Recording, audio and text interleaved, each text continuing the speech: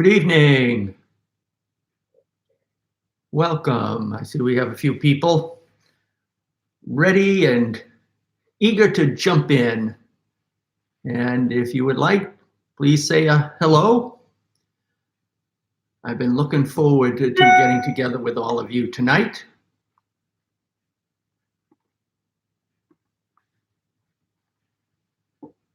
Hello, Tom.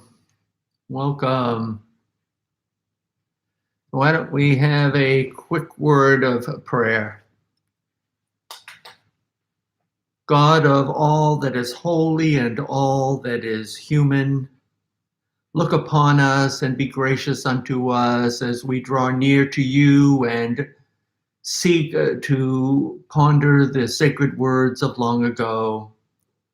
Truly, it is an awesome challenge, and so we ask that our hearts and our minds be open to your spirit of truth, and wherever it may lead us, may we be faithful in following.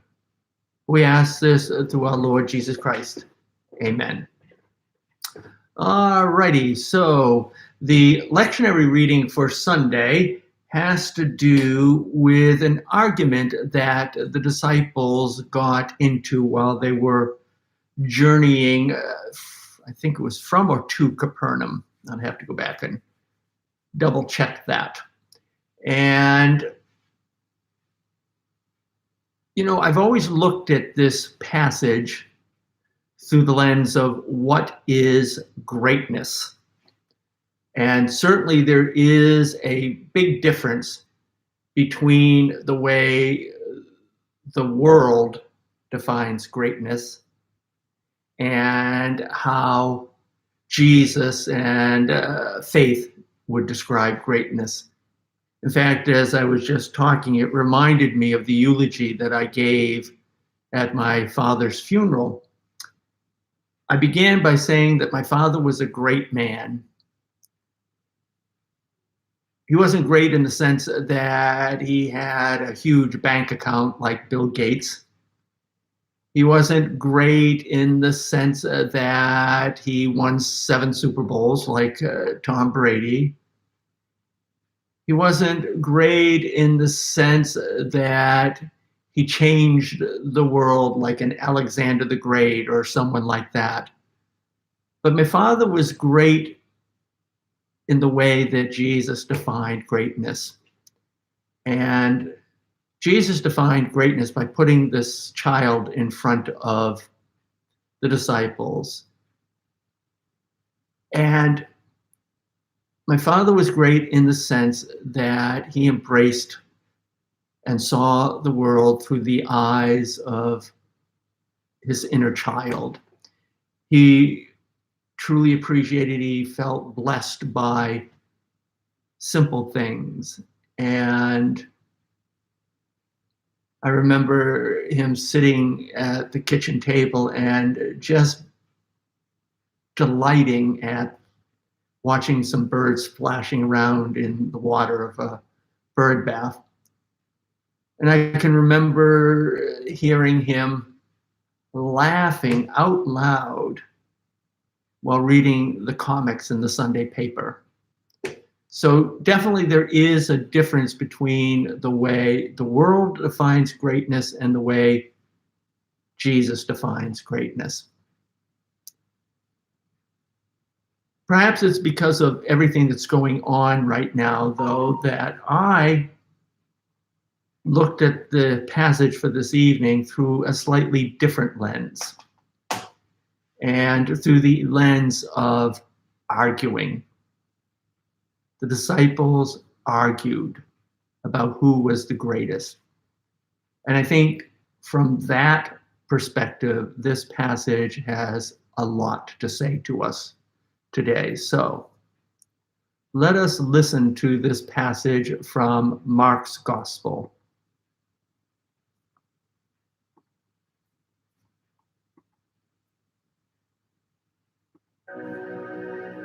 They left that place and passed through Galilee. Jesus did not want anyone to know where they were because he was teaching his disciples. He said to them, The Son of Man is going to be delivered into the hands of men. They will kill him, and after 3 days he will rise." But they did not understand what he meant, and were afraid to ask him about it. They came to Capernaum. When he was in the house, he asked them, "What were you arguing about on the road?" But they kept quiet, because on the way they had argued about who was the greatest. Sitting down, Jesus called the 12 and said, "Anyone who wants to be first must be the very last and the servant of all." He took a little child whom he placed among them. Taking the child in his arms, he said to them, "Whoever welcomes one of these little children in my name welcomes me. And whoever welcomes me does not welcome me, but the one who sent me." All right. So questions, comments, and conundrums. What do you think about this passage from Mark's Gospel? I can just picture the disciples doing their Muhammad Ali impersonation. And to put it into context, it really isn't a huge surprise. It shouldn't come as a huge surprise that they're arguing at this point about who or which one of them was the greatest. What we know is that this argument takes place at the or after the Transfiguration. And when Jesus comes down from that mountain, he sets his face to go to Jerusalem. Now, in some respects, that must have lifted the disciples' spirits and caused their hearts to beat a little faster. Because remember now, there's a lot of evidence that at least 4 of the disciples were zealots, which means that they believed that Jesus was going to be a political Messiah, that he was going to lead them in a successful revolution against the Romans. Hello, Diane. Good to see you. I'm so glad that you're on the mend, Diane, and absolutely continued prayers for healing following your surgery. As I said this Sunday, caring for one another is so important in a community of faith, and particularly at this particular time in our society where everybody seems to be at each other's throats. And interestingly enough, that brings us back to this evening's Bible study. So the disciples are on their way to Jerusalem. They expect that when they get there, Jesus is going to begin the revolution. It's going to end in victory. Jesus is the Messiah, and it's going to lead to fame and riches and glory. So essentially what's going on here is that the disciples are jockeying for position. Yeah, they are self-absorbed, absolutely, Diane. And the reason why they're self-absorbed is because they're trying to establish a pecking order. And if you're the greatest, it means you're closer to Jesus. And it means that you get the lion's share of the spoils, so to speak. So they're jockeying for position, and they get into this argument with each other. And as I said, I could do a sermon on what does it really mean to be great. And I've done that sermon a few times.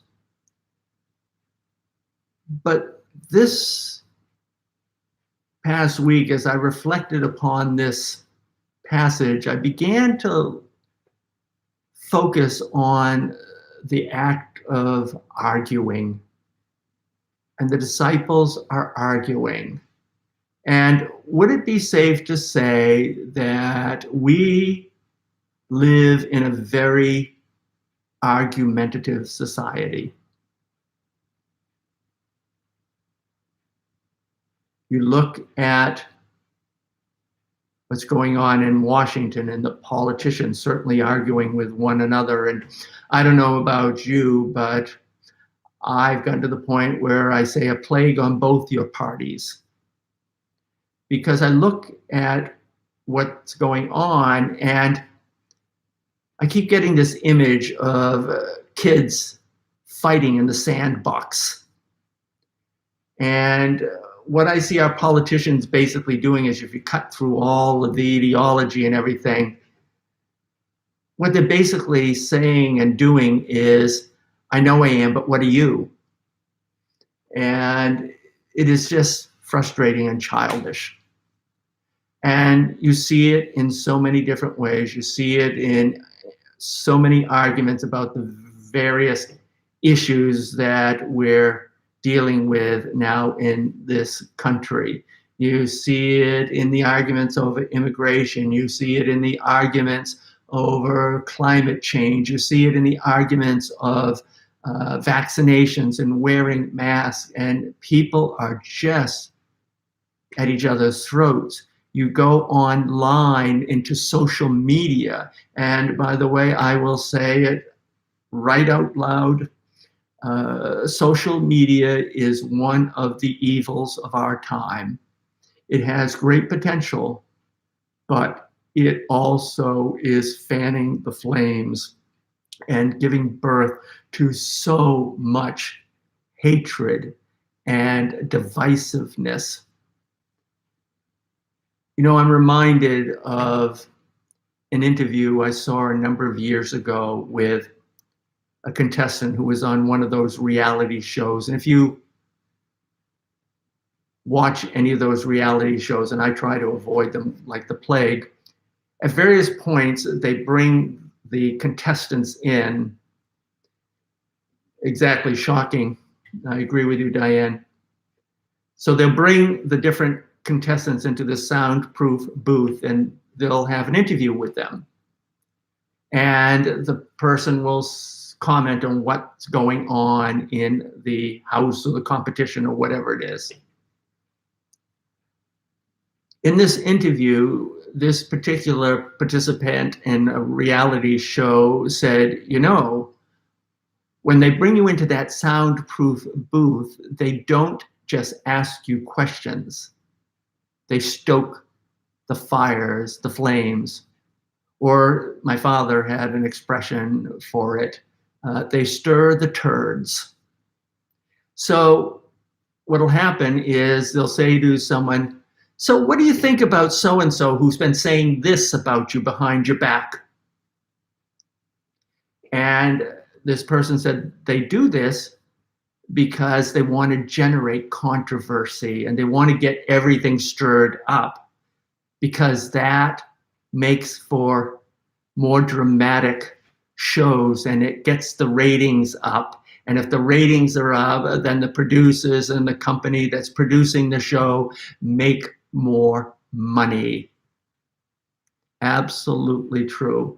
And the same thing is also true when it comes to social media, Facebook, Twitter, YouTube, you name it. And it's also true when it comes to the various news channels. And I don't care if you pick one on the far left or pick one on the far right. They all share this one thing in common. And I'm sharing this next comment as someone who got their undergraduate degree in journalism. And newspapers, television news channels are not in the business of sharing information. They're in the business of making money. And if it means slanting things and stirring people up, so much the better, because when that happens, the ratings go up and they make more money. And it's sad, and people are being used. And so they're creating controversy and getting people stirred up because it makes them money. And, you know, it's sad. So I guess the question then is, here we have the disciples arguing about which one of them is the greatest, because they're trying to get ahead of the next guy. And in doing that, get a bigger cut of the fame and the fortune that they think is waiting for them in Jerusalem. So my question is, what does this ancient story have to say to us today when it comes to all of the controversy and the arguing that we're seeing? Yeah, make more money and save their jobs. And not only save their jobs, but if their ratings are going up, then they're going to get more money as well. Absolutely. And, you know, it's funny, I hadn't thought about this, but there are people that like to fan the flames. So I imagine that each of you can think of somebody from your present or your past who has the tendency at times to go to someone, maybe it's you, and say, you know, I just think that you should know this, but so-and-so is saying this about you, but please don't tell them that I told you this, but I thought you should know. And that same person will go to the other person when you get all upset and say, you know, I think you should know this, but so-and-so said this about you, but, you know, please keep me out of it. I just thought you should know. I have a word for those people. They're emotional pyromaniacs. They like to start these controversies, then it's like striking a match and setting it to a big pile of leaves and standing back and watching it burn. There are lots of different reasons why they might do that, but in a way, that's very similar to what's going on in our society.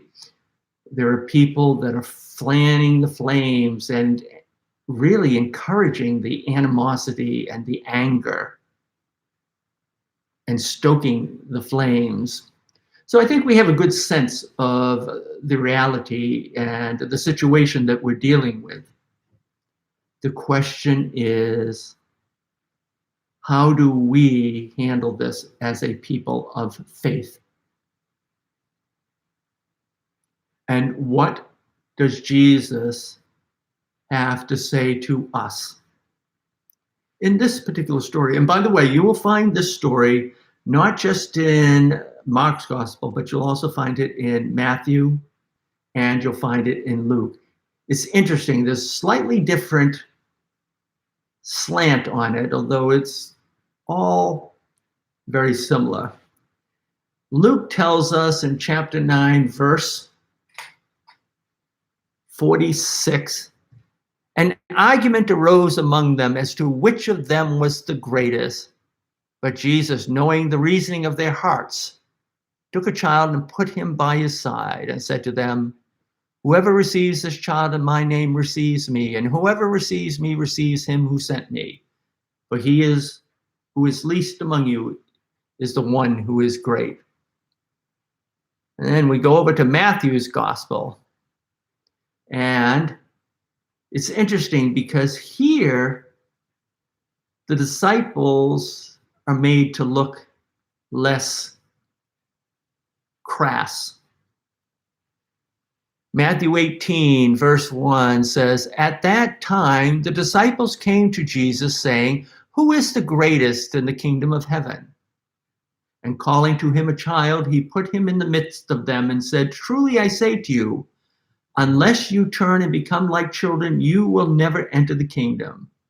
Whoever humbles himself like this child is the greatest in the kingdom of heaven.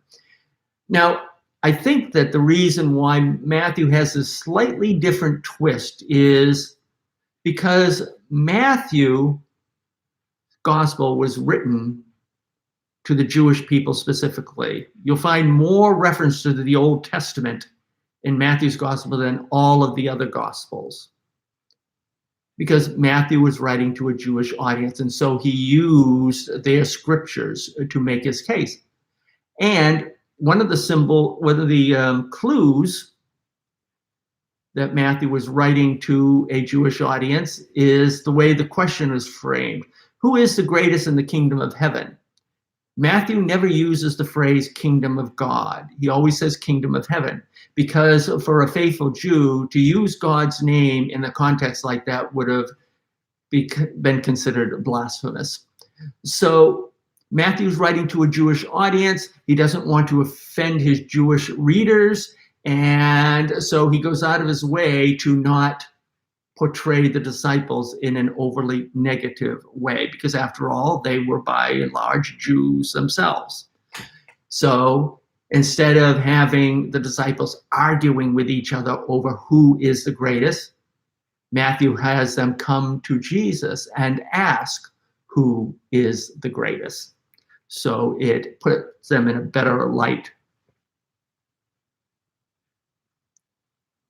You're absolutely right, Diane. People do not question things that they're told.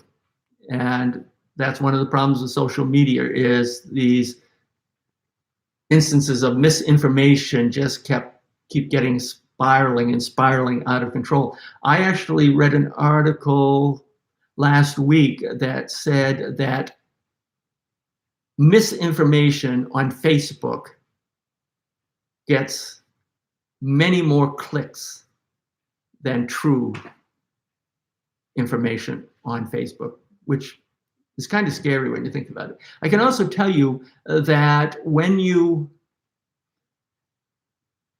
get emails from somebody about something or other, one of the things that I often do is I go to a website called Snopes, SNOPES.com.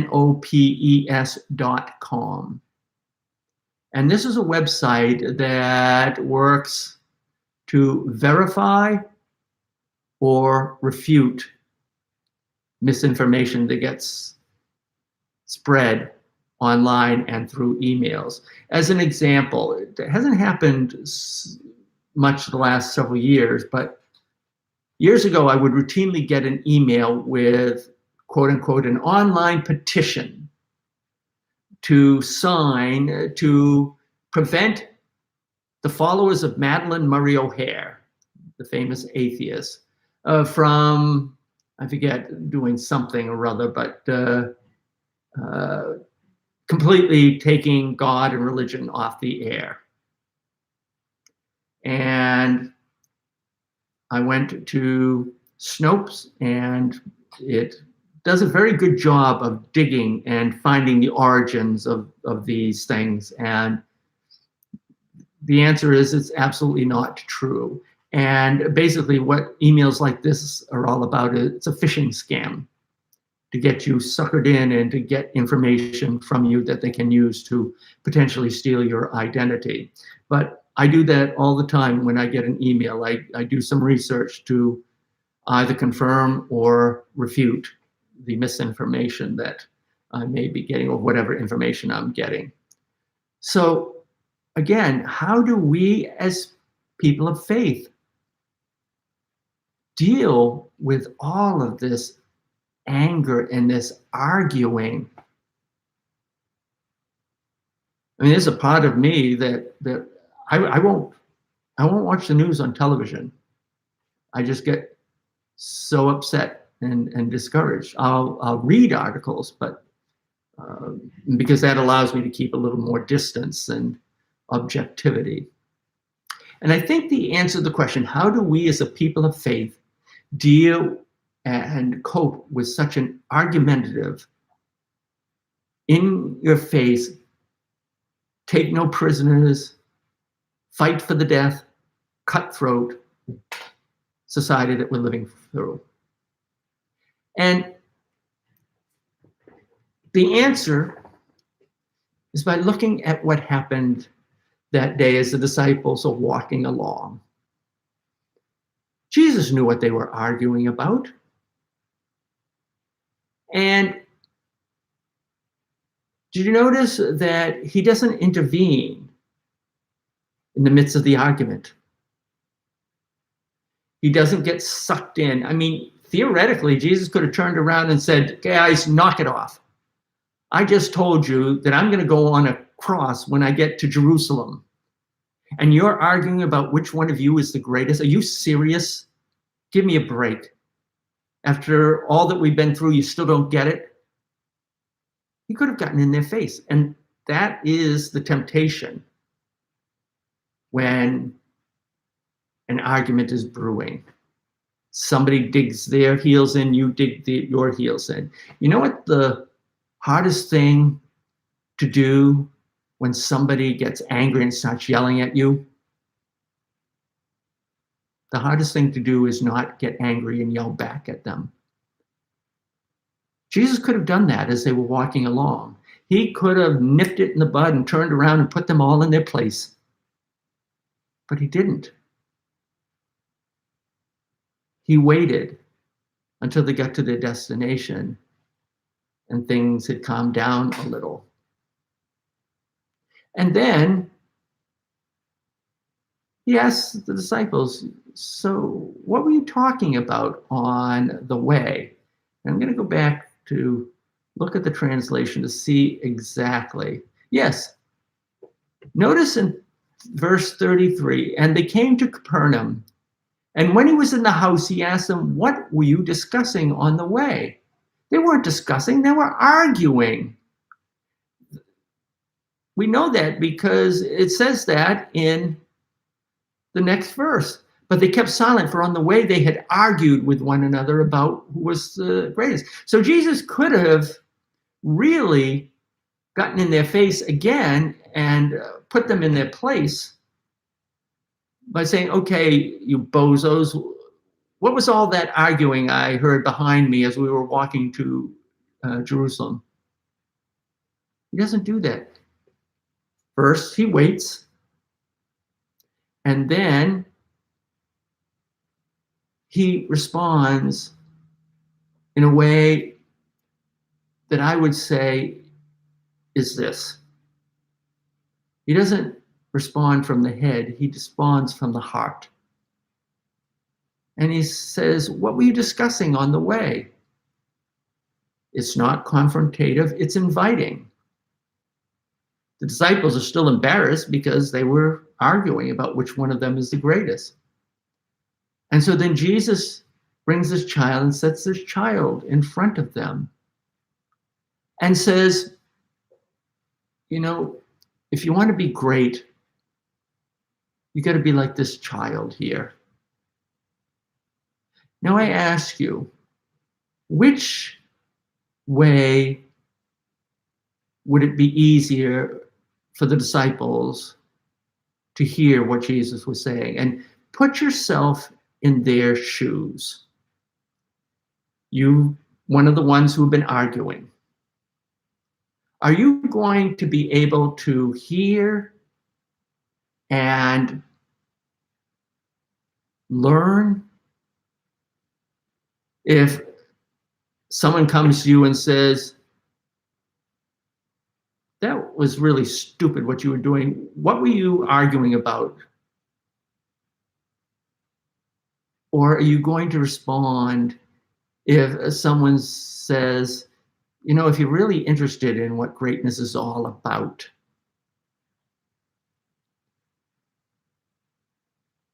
just look at this child. I think the vast majority of us would be able to respond positively to the second way of addressing the issue. And so I guess what I'm saying and what I'm going to say in the sermon Sunday is that when it comes to arguing, we need to stop talking from our heads and speaking from our hearts. I remember many years ago, I had a confrontation with a friend. I don't remember exactly what the issue was. I just know that something happened and I drew a conclusion that was not accurate. And my friend was furious with me. I can still remember being on the phone with him and him actually shouting at me. And I realized what I had done and how I had made an assumption and made a judgment that wasn't fair to him. And so I said to him, I really do hear what you're saying to me, and I'm sorry. I said, but instead of speaking to me out of your anger, can you speak to me out of your hurt? Immediately, literally immediately, the tone changed.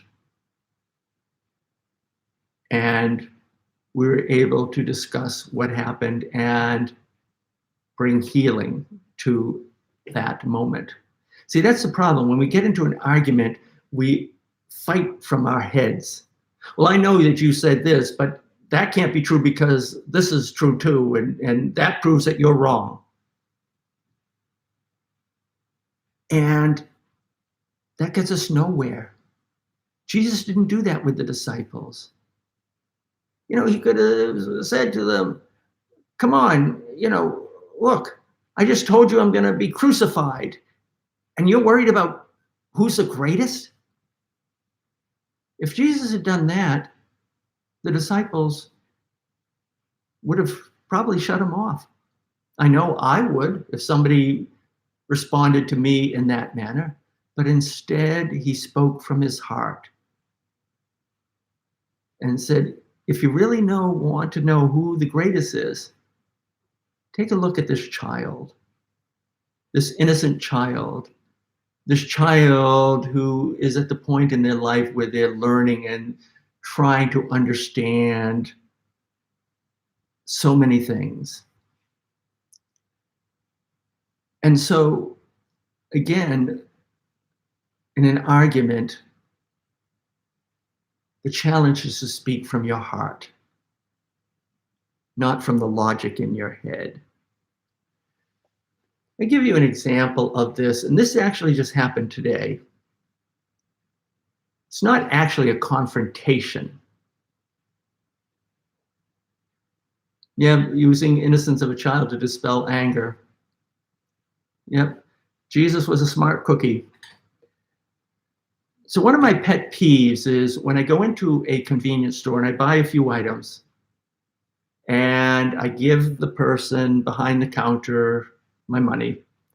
And I'm one of those people that doesn't really use a debit card all that often.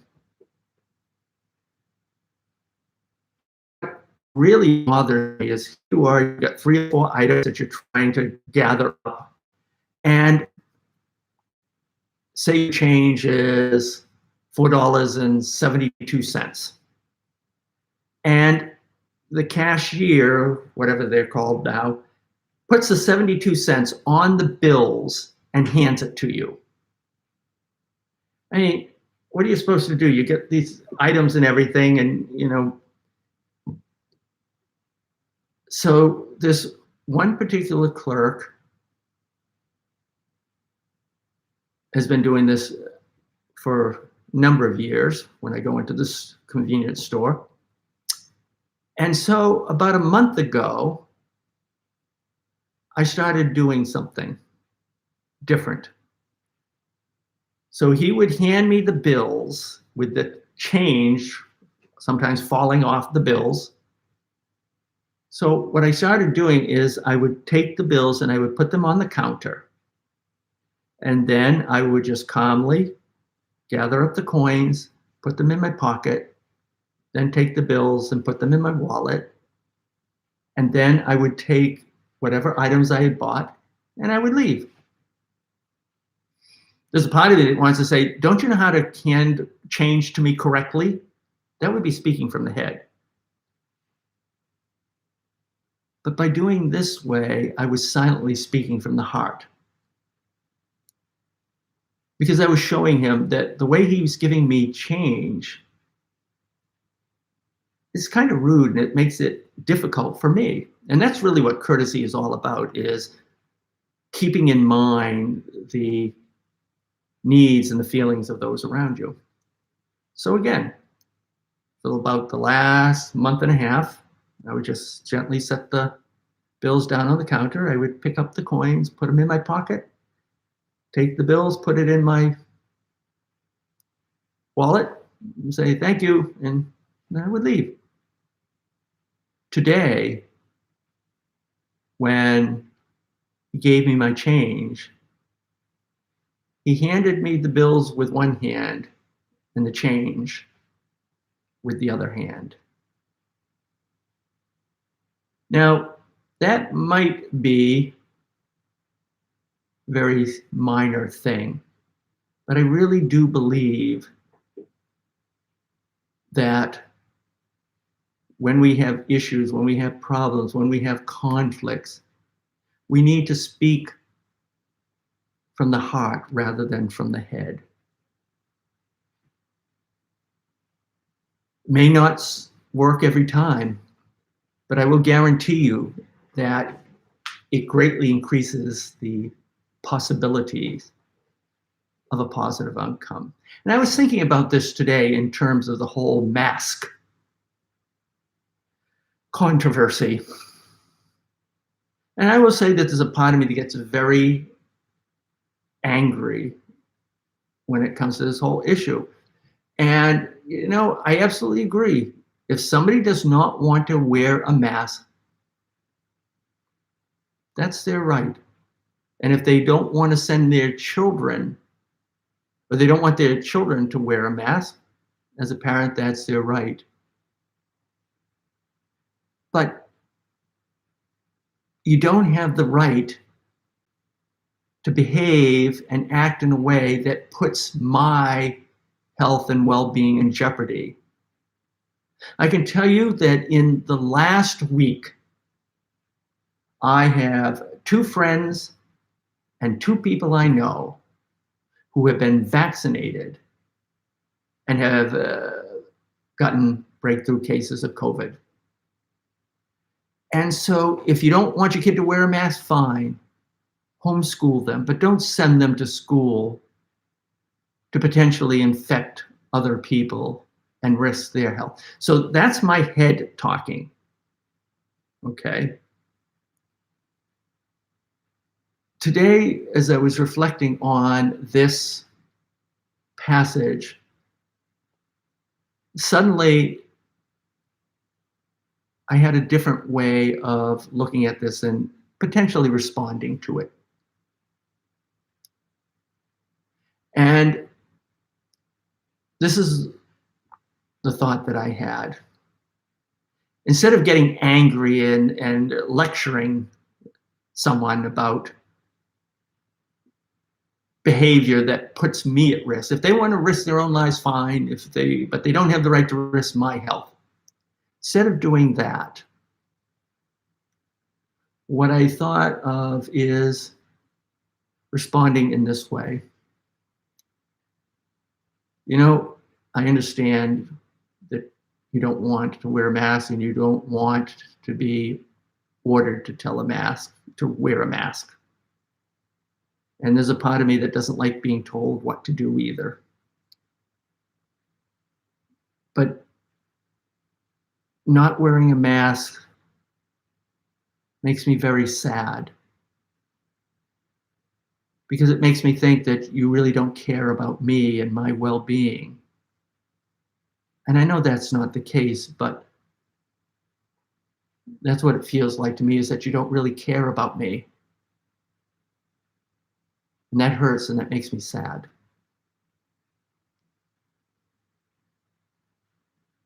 But I do respect your desire or your insistence on not wearing a mask. It might not change someone's mind, but I guarantee you that it has a lot better chance of bringing about a more faithful, more holy, more hopeful, healing, whatever you want to call it, outcome.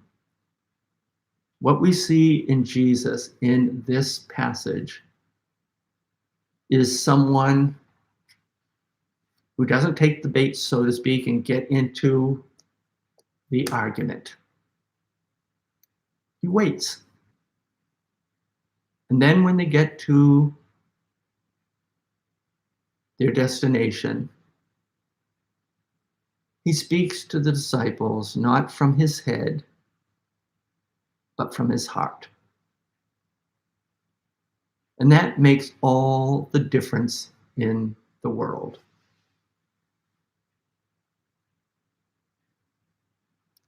So what do you all think?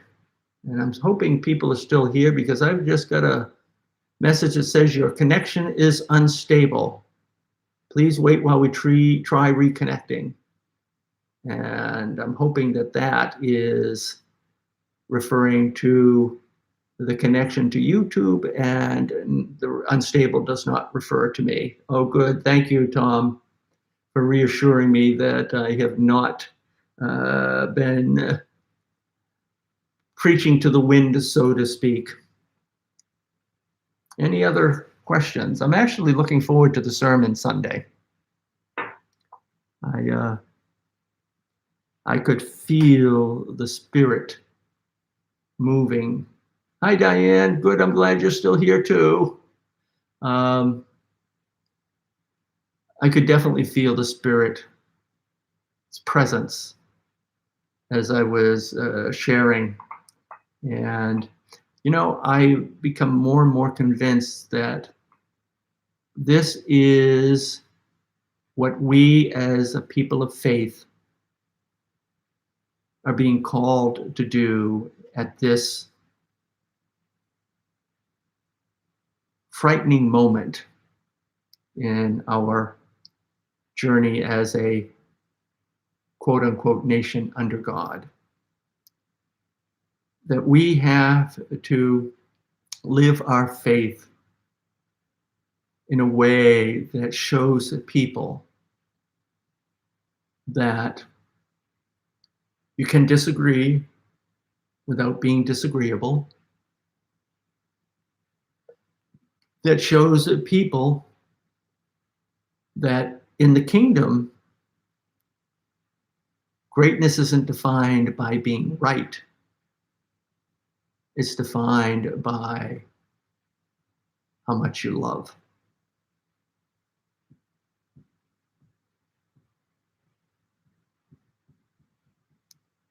It amazes me how often I can read a passage over the years, and I've been doing sermons now for 40 years. And as I said the other day, I looked at this passage and said, yeah, there's all this talk about greatness in it. But there's some other wisdom behind that sermon. And it's all about arguing and how we can love one another even in the midst of not agreeing with one another. So wait a second to see if there are any final comments or observations.